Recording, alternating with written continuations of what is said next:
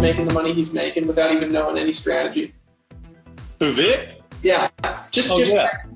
And you can always tell. There's an old saying, some ancient way of thinking and living and being and acting in their every minute of every day. So yeah, I could sit here and just listen to Vic. So I actually cool. Well, I want to get your perspective. So I think you're you're averaging 130, 140 a month, I think. I don't know what your best month is here, but I know you said something earlier. And there's a couple others that are real close too. And we're going to start popping off $1 million earner every month here, and then every week, and then it'll be every couple of days. You were the training, and accidentally stumbled into a $150,000 a month income. I suppose from the start. It's a pretty cool story, man. Well, I'm just proud of you, man. Well, first of all, thanks for having me out. And I could keep my comments short by just co-signing everything that's been said so far. It's the disadvantage of going fourth and fifth in a panel of badasses. I think there's a couple of things, Vic, and it's interesting because what's come up among everybody here is talking about the need and the not the need, but the requirement for personal development. One of the things, best thinking has created the situation I'm in. My health, my marriage, my relationships, my parenting, my bank account. And obviously tonight we're talking bank accounts, but a lot of people get wrapped up in their circles, the attitudes that I've had around money lately. Because, how I think about money leads to my beliefs, lead to my decisions, and my decisions lead to my actions. So it's from people that are getting the kind of results that you want.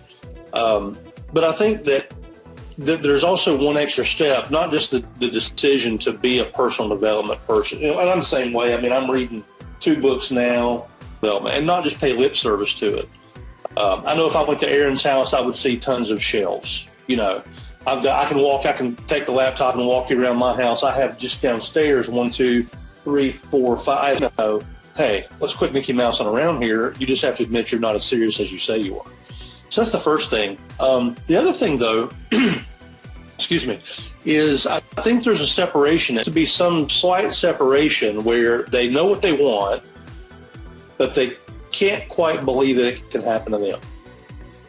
It's a little bit of that same thing that you see when you see people that go by a lot of conversations, standing in the lobby at events. I'll have conversations with people or by email or webinars or phone conversations with my team.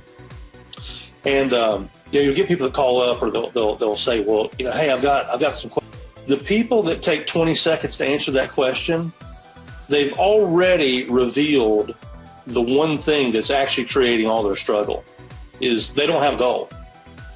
And you can always tell when he had $1 million cash in his accumulated accounts, which was just awesome. So I've got this moment, this window of opportunity to ask anything, So naturally I did what Average and Grow Rich. I bought it for 25 cents and I read that, and the cover of the book, I don't have my copy in here, but some of you guys have a copy of Think and Grow Rich, and at the top, the edition that I have says, this book could be worth $1 million to you. Well, that wasn't my point. That's true. My point was I bought it at a secondhand bookshop. And it took a second to sink in, and I'm like, because for whatever reason, we can't quite see ourselves being the person in the situation we say we want to be in. Like having $1 million, spend, some time with some of the top earners in the company. And I'm going to be brief because we have other people to hear from. But I remember that after about 4 or 5 hours of floating around in this private pool over in like this, and after a few hours of that, we had to get back to our hotel room to get ready for dinner. And I can take you to the spot. It was at the El Conquistador Resort in Fajardo, Puerto Rico. I can take you to the exact spot where I said to my wife, isn't it amazing that we got to hang out, caught in that little weird space where it's like I believed enough to be in the company.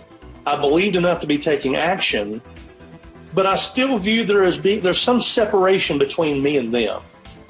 Like they are superheroes, or they're aliens from another planet, or they wear a cape and tights, and they I know they're nice people, but somehow they're different from me.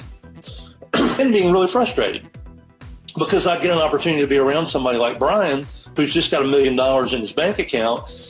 And I got that common story that we all hear, from people. Well, I've been here for so long. Say is all of that is a symptom of not really owning the reality that you can actually have what it is you say you want. And she'd been like, it's a Maserati. It's this color. It's got this interior. Everybody look at Tracy on the screen. She's nodding. She could tell you everything about that car because it was real to her before. I don't know if I'm going. I hadn't decided yet. If I get the money together, I'll be there. I'm like, well, how would you ever get the money to do something that you decided not to do? And she said, never find money to do something you've decided not to do. It's the same thing. It's like, well, I want to be all in, but I don't have the money. Well, I'll close with this. Probably the most powerful thing that any of us can do. Very rarely do you see somebody treat the word decision with the respect and the power that word deserves.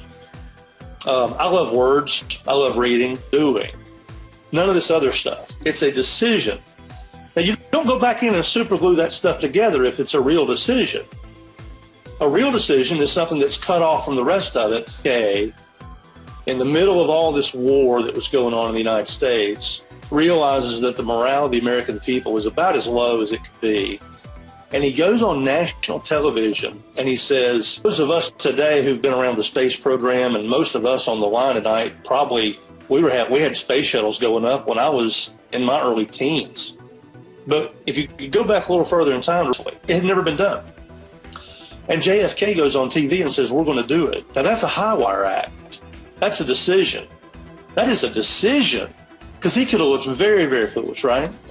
8 or 69. We got a couple people on the moon. So here's the thing. Most people don't really believe it, but pay the bills, or you're trying to figure out how to get the money together to do something you really want to do. But I'm telling you, it starts with decision. And I'll just kind of close with this just to say there's something that you're supposed to do in your business right now, and you know what it is. You don't need anybody on this panel to define it for you.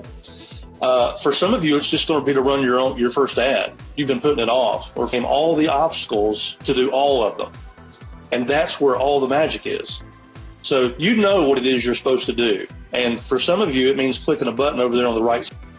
And that's where all the magic happens. And I love going to these events because I learn so much from people like Aaron and Tracy and Chris and Justin and Lawrence and Dick.